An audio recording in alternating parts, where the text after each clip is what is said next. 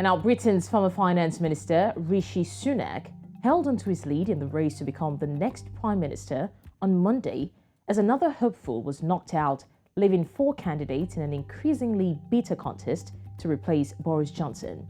Now Sunak got 115 votes in the third ballot of Conservative lawmakers on Monday, ahead of former Defence Minister Penny Mordaunt with 82 and Foreign Secretary Liz Truss with 71. Now, since Johnson resigned, his scandal-ridden administration lost the support of many in his ruling Conservative Party, and the race to replace him has taken an ugly turn.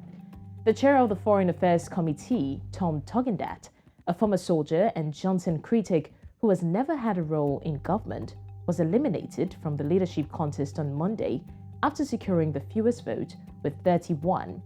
Now, former Equalities Minister Kemi Badenoch came fourth on the ballot with 58 votes. The governing Conservative Party's 358 lawmakers will whittle the field down to the final two this week, eliminating the candidates with the fewest votes each time. The new Prime Minister will then be announced on September 5th after the Conservative Party's 200,000 members cast postal ballots over the summer. Joining us now, we have the global affairs analyst and the Belgian politician of the Green Party, Collins Nweke, to discuss more on the development. Hello, Collins. Thank you for joining us. Hello, Blessing. Thank you for having me. All right, it's a pleasure. Now, Collins, ahead of the September 5th announcement of the new British Prime Minister, that the former Finance Minister Sunak looks like the favorite to emerge winner, or do you have a contrary view to that? I mean, looking at the polls, he has had the highest votes so far.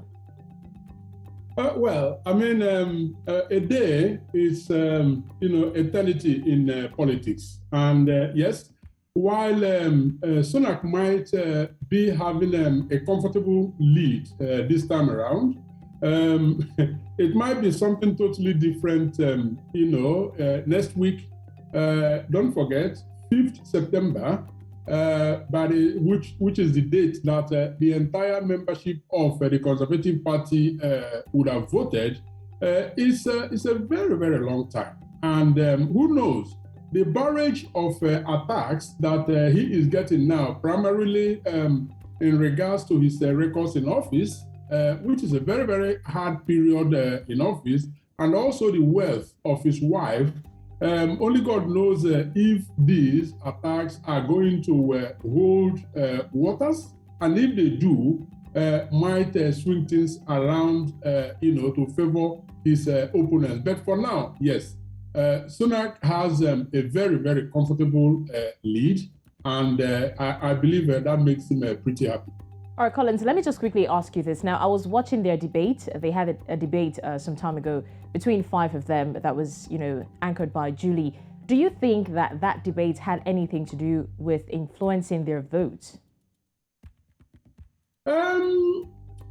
Yes, I think every debate actually matters a lot to the people that are listening. Now, in the case of this specific contest, I do not know that it mattered more than 5 or 10 votes either way, because don't forget the vote is still within the members of Parliament. I believe 558 of them, and so they all have their allegiances.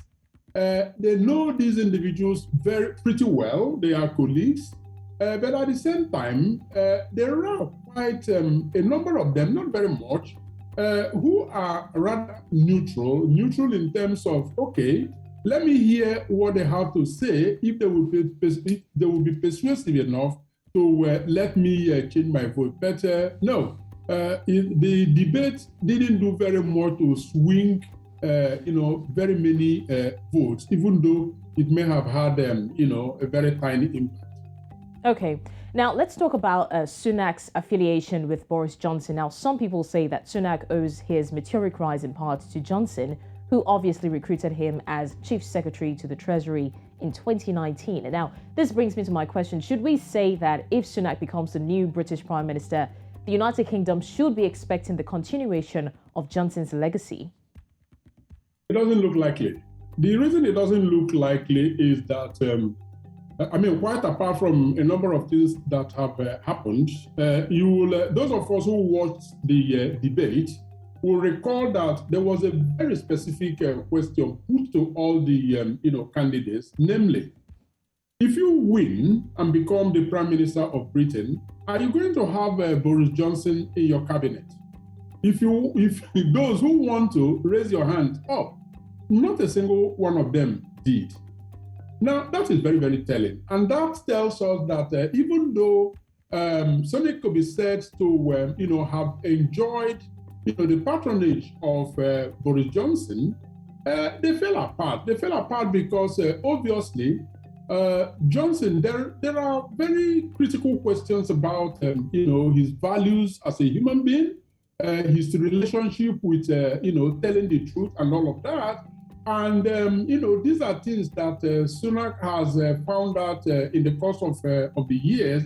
And don't forget as well, there had been a very, very serious tug of war between them, himself as a finance minister out there in Britain, the current chancellor of the Exchequer, and the prime minister. Obviously, the prime minister calls the shot, and so he has been able to have his ways against some of the things that Sunak believed in. And so he now has a golden opportunity to be a man of himself and be able to explain his own vision that put them out there that may deviate completely from what Boris Johnson actually believed in. So no, I do not believe that it's going to be business as usual as it was under Boris Johnson. We are set to see a new set of leadership under Sunak. Policy-wise, yes, we expect to see a bit of shifts as well, because there are things that there are areas that he actually